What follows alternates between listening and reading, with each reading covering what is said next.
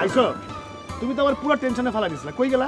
তার আগে তুমি বলো তুমি কোথায় গিয়েছিলে? আমি এখানে 1 ঘন্টার উপরে একা একা দাঁড়িয়ে আছি একটা অপরিচিত জায়গায়। আরে আমি তো ছবি তুলতে তুলতে একটু দূরে চলে গেছিলাম। ইচ্ছে করছে তোমার এই ক্যামেরাটা না আছাড় মেরে ভেঙে ফেলি। অমিত, তোমার এই নেগলিজেন্সে কিন্তু আমাকে কষ্ট দেয়, ইউ নো। ওকে ওকে, আমার না হয় নেগলিজেন্সে আসিল, কিন্তু তুমি এটা কি করলা? একটু অপেক্ষা করতে হলো আমার লেগে? না পারতাম না, আমার খিদে পেয়েছিল, ঠিক আছে? আর আমি ব্যাগ দুটো এখানে রেখে যাই, মানুষজন এসে নিয়ে চলে যাক না। আমারটা দিলে যেত, তাই তো উচিত ছিল, তোমার একটা শিক্ষা হতো। আচ্ছা এরকম কেউ করে? হ্যাঁ, তোমার তো বউ থাকবে না দেখি। এত সোজা বউ থাকবে না, হবু বউরে লয়ে কারো না জানে থাইল্যান্ড চলে আইছি, বউ আবার থাকে না কেমনে? তোমার তো সব মনোযোগ দেখি ওই ক্যামেরার দিকে। একজন আর্কিটেক্টের যে ফটোগ্রাফির দিকে এত ঝোঁক থাকে সেটা তোমাকে না দেখলে আমি জানতে পারবো। আচ্ছা এরকম কোনো কথা আছে যে আর্কিটেক্ট হইলে সে ফটোগ্রাফি করতে পারবে না? একজন মেয়ে বা হবু বউ পাশে থাকলে তাকে যে সবসময় খেয়াল রাখতে হয়, এটা নিয়ম আছে, সেটা তুমি জানো? ওকে, এখন থেকে তোমার প্রতি 100% নজর রাখুন, ঠিক আছে? আচ্ছা। নজর কিন্তু আবার দুই রকম, একটা হলো সুনজর, একটা হলো কুনজর। বিষয়টা হলো কি, না কোনো বিষয় নেই। আপনি কে? আমি পাতায় যেতেছি, ম্যাডামরা এখানে এইভাবে দাঁড়ায় থাকতে দেখা ভাবলাম কোনো বিপদ টিপদ নাকি। ও আচ্ছা আচ্ছা, থ্যাংক ইউ। তো এইবার তো দেখলেন যে কোনো বিপদ নাই, তাহলে আপনি? থ্যাঙ্কস। আমি মুকসিদুর রহমান, ডাকনাম দবি। মুকসু নাকি? ও, আমি অমিতাভ আহমেদ। ডাকও কিন্তু দুই রকমের আছে, একটা হচ্ছে সু, একটা হচ্ছে কু, কিন্তু আমার ওইসব নাই, আমার নাম একটাই। বাবা চমৎকার ফানি লোক।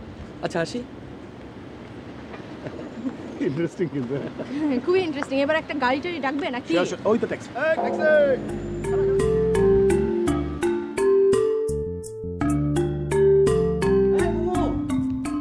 মোমো, কোথায় ছিলে সারাক্ষণ?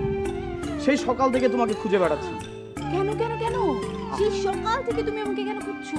ফান করো না তো প্লিজ। শোনো, মালয়েশিয়াতে তোমার অনেক বন্ধু বান্ধব ছিল, কিন্তু এখানে নেই। এখানে তোমার একমাত্র বন্ধু হচ্ছে কিশোর রোজারিও। সো কেয়ার করো। তোমার আসলে উদ্দেশ্যটা কি? Only get your attention.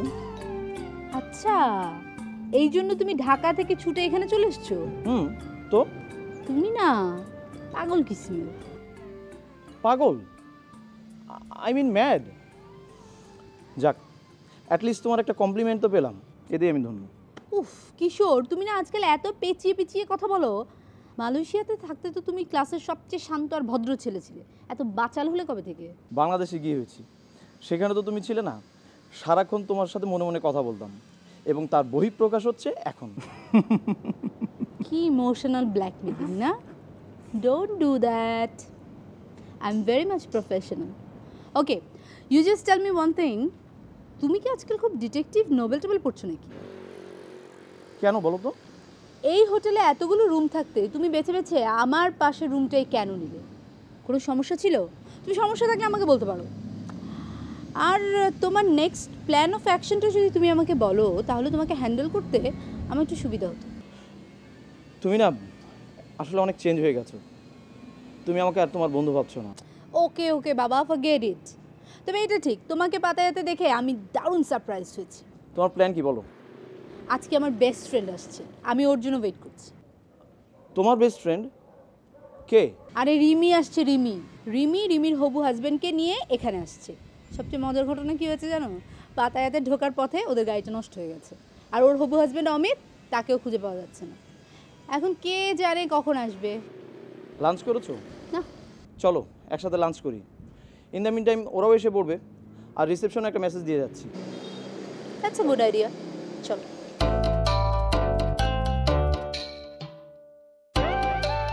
তোমাকে বলে কোনো লাভ আছে? সারাদিন শুধু শুধু ঘুরে ঘুরে সময়টা নষ্ট করবে। ম্যাডাম, তাহলে কি সাইফুল্লাহ খুঁজতে যাবো নাকি যাবো না?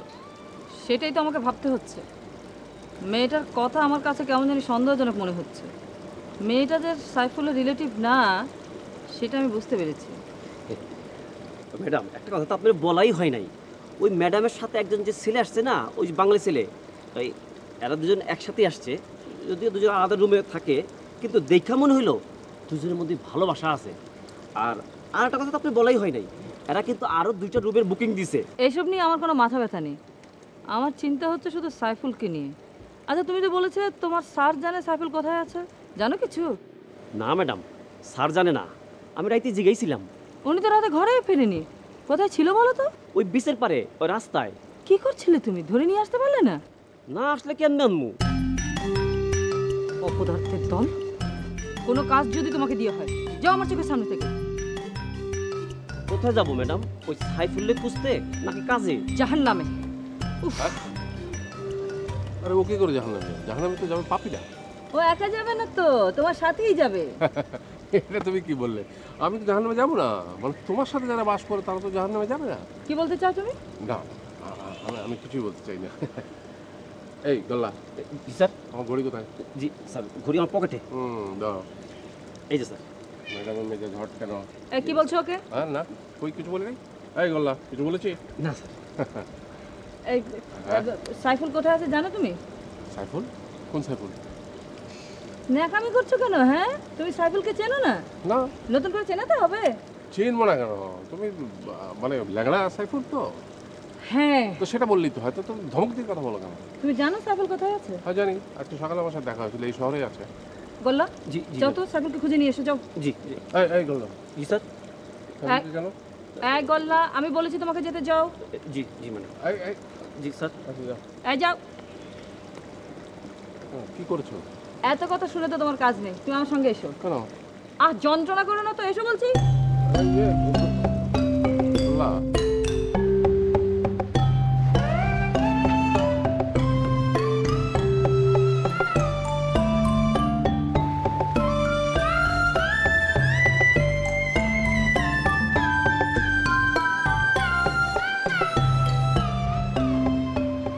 আরে মিয়া, তুমি এখানে? কেন, কি হয়েছে? কিছু হয় নাই। তুমি তো দেখি আমার চাকরি রিটার্ন দিবা। কেন, আমি আবার কি করলাম? তুমি কিছু করো নাই। আমাকে ম্যাডাম তোমার পাগলের মতো খুঁজতেছে। আমারে কইলো যেইভাবে হোক সাইফুল্লাহ খুঁজে বাই করো। আচ্ছা বলো তো, ম্যাডাম হঠাৎ আমার উপর খেপলো কেন? তোমার উপর খেপে নাই। আচ্ছা তুমি আমার কত দেখি, দেশে কি তোমার কোনো বউ বেটি আছে নাকি? কেন হঠাৎ এই প্রশ্ন কেন? এমনি করলাম, কিন্তু তুমি আমার কত দিই সত্যি কইরা। দেখো, তোমার অন্য কোনো কথা থাকলে বলতে পারো, এই প্রসঙ্গে কোনো কথা বলতে যাচ্ছি না। আচ্ছা শোনো, তুমি যদি এখন আমার লগে না যাও তাহলে তোমার চাকরি থাকবো না। ওই হোটেল ম্যাডাম বা তোমাদের সাথে আমার কোনো লেনদেন নেই, তাহলে সমস্যাটা কোথায়? আছে, সমস্যা আছে, তবে সেটা আমাকেও সমস্যা না। সমস্যাটা হলো তোমার। মানে? দেখো ভাই, তুমি আমারে খোলাখুলি করে সব কও। আচ্ছা এইখানে আসার আগে তুমি কি দেশে কারো খুন করে আইছো নাকি? আরে বাবা, রাগো কেন? আরে বললাম না, এইসব বলার কারণ আছে, আর এই জন্যই ম্যাডাম তোমার খুঁজতেছে। আমাকে খোঁজার কোনো কারণ নেই ম্যাডামের। আমি জানি উনি আমাকে কেন খুঁজছে। কি জানো? চাচা নিশ্চয় ম্যাডামকে কিছু বলেছে আবার চাকরিতে জয়েন করার ব্যাপারে। তোমার কি মাথা খারাপ? স্যার কইতে যাব ম্যাডামের কাছে? স্যার অহনো ম্যাডামের কাছে কিছু কইতে গেলে কমপক্ষে 10 বার ঢোক গেলে। আরে তুমি তো সেটা জানোই। তাহলে? একটা মেয়ে। একটা মেয়ে, তারপর? না, এই প্রথম দিন হোটেলে উঠাই আমারে তোমার ছবি দেখাইলো, কইলো আমি তারে চিনি কি না। আমার ছবি ওই ওই মেয়ের কাছে? ও, নিজেও অবাক হইছি। মেয়েটা দেখতে শুনতে সুন্দর, কিন্তু উনি তোমার নাম জিগাইলো যে তুমি সাইফুল কিনা। আমিও কইলাম তোমার নাম সাইফুল। তারপর? এরপর তো জানি না। ম্যাডামের সাথে ওই মেয়েটার কথা হইছে, তো আমাকে ম্যাডামের সন্দেহ মেয়েটা মনে হয় পুলিশ। পুলিশ? হইতেও পারে, আবার নাও হইতে পারে। তো তোমারে খুঁজতে থাইল্যান্ডে আইবো, তাও আবার একটা মেয়ে। আচ্ছা তোমার কি এমন কোনো আত্মীয় স্বজন আছে নাকি? গরিবুল্লাহ, তুমি এখন যাও, আমি পরে ম্যাডামের সাথে দেখা করবো। তুমি আমার সাথে চলো। আরে বাবা, তোমার যদি কোনো সমস্যা থাকে তাইলে আমাকে ম্যাডামই তোমার বাঁচাইতে পারবো। আর যা বললাম সেটা শোনো, আমি বললাম তো পরে কি দেখা করবো। আচ্ছা ঠিক আছে, আমি যাইতাছি। ওই তুমি তো সাবধানে দেখো।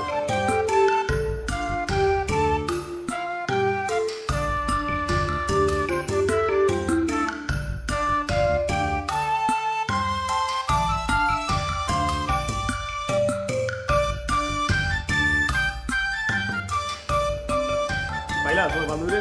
না, কেমন বিরক্ত লাগে বলো তো। আমার মনে হয় বুলেট লেগেছে মনে হয়। এত করে বললাম হোটেলে থাকিস, রুম বুক তো। হ্যাঁ, তো একটা সমস্যা আছে। কি? 2 ফ্লোরে 2 রুমের চাবি, ব্যাপারটা বুঝলাম না। মুমুকে আমি সেভাবেই বলেছিলাম। কেন? তুমি কি ভেবেছিলে আমরা দুজন এক রুমে থাকবো?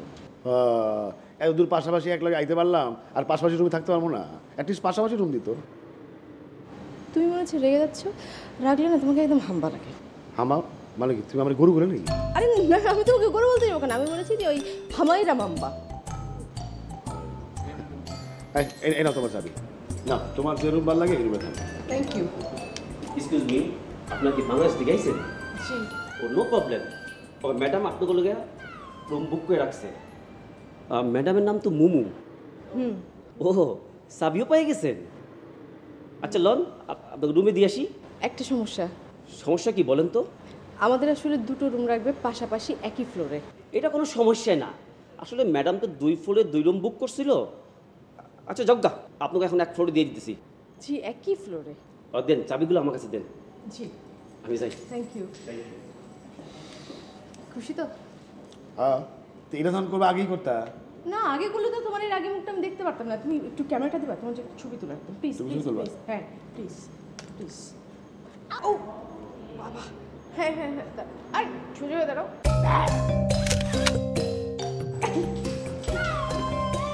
আপনাদের রুম রেডি।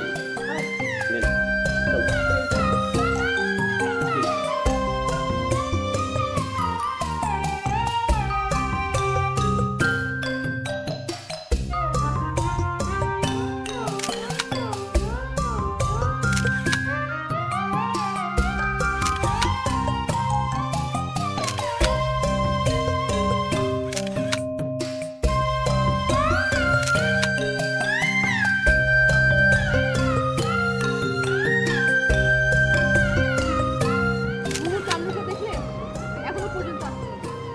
ওর একটা ফোন দাও না। আরে ফোনে চার্জ নাই, রুমে চার্জে দিয়ে এলাম। কি আজিব দেখছো, সব চেঞ্জ, পুরো ইনফ্রাস্ট্রাকচার চেঞ্জ করে ফেলছে। 12 বছর আগে আমি থাইল্যান্ডে আসছিলাম, বুঝছো? এই হোটেলটা আমার খুব পছন্দ হয়েছে। নিউ থাইল্যান্ডে কিন্তু এটা তুমি পাইবা না, সব হাই রাইজ, কোনো আলো বাতাস নাই। আমি তো আর্কিটেক্ট না, তোমার মতো করে এত কিছু বুঝি না। আমার প্ল্যান তো কেউ পছন্দ করে না, বলে শুধু জায়গা নষ্ট করি। বাংলাদেশের মানুষ বুঝলো না, ভবিষ্যৎ দেখতে পায় না, বুঝছো? আমার যদি পাওয়ারটা থাকতো না, আমি কি করতাম জানো? একদম ঢাকা শহরের চেহারা চেঞ্জ করে ফেলতাম, এনভায়রনমেন্ট ফ্রেন্ডলি সব স্ট্রাকচার বানাইতাম। আর অমিতাভ আহমেদের ওয়ালেটে আসতো কোটি কোটি টাকা। আমার ওয়ালেটে কোটি কোটি টাকা যাইতে হইতেছে সব কন্ট্রাক্টরদের ওয়ালেটে, আমি শুধু ডিজাইন করতাম। আরে ওই একই তো হলো, তুমি ডিজাইন করতে, তোমার বাবা কন্ট্রাক্ট নিয়ে কোটি কোটি টাকা ওয়ালেটে ভরতো। এবার কথাটা অ্যাপ্রোপ্রিয়েট হয়েছে, আমার বাবা কন্ট্রাক্টর, তার ওয়ালেটে কোটি কোটি টাকা যাইতো। বাপের সুপুত্তুর। হ্যাঁ হ্যাঁ, এই কথাটা কিন্তু অ্যাপ্রোপ্রিয়েট হইল না। বাবার সুপুত্র হইলে তোমার সাথে কি থাইল্যান্ড আসি? খুব গিল্টি ফিলিংস